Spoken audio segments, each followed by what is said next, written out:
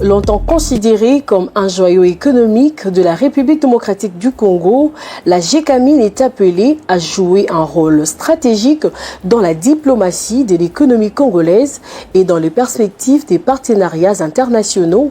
C'est dans cette logique que le gouvernement congolais s'active à faire de cette société commerciale minière le centre attractif des investissements miniers.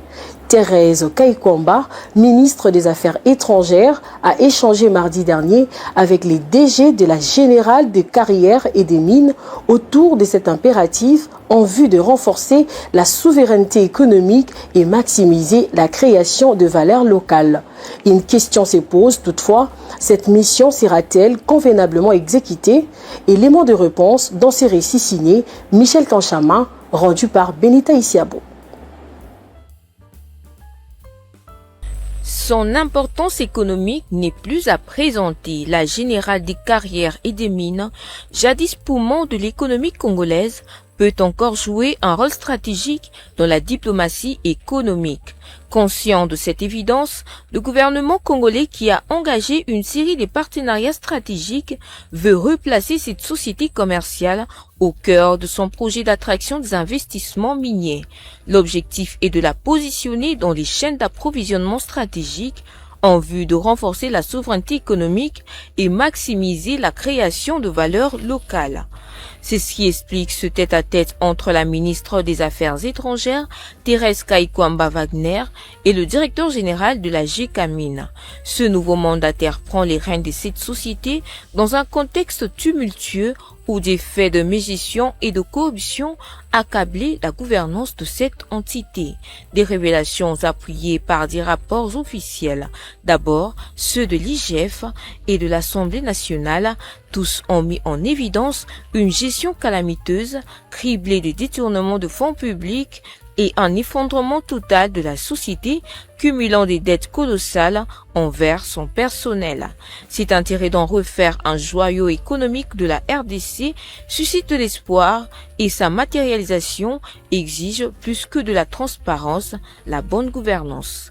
Et les attentes derrière cette ambition sont nombreuses. Entre autres, capitaliser les retombées économiques des partenariats avec les États-Unis d'Amérique et les Émirats arabes unis. Reste à transformer l'ambition affichée en projet concret.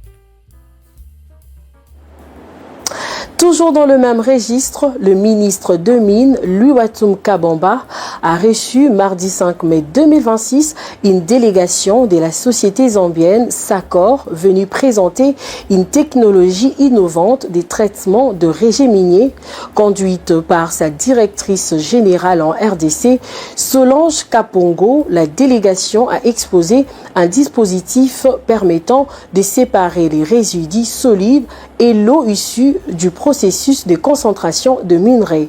Objectif, améliorer la gestion des tailings, résidus miniers, tout en réduisant leur impact environnemental. Fizanche Milay.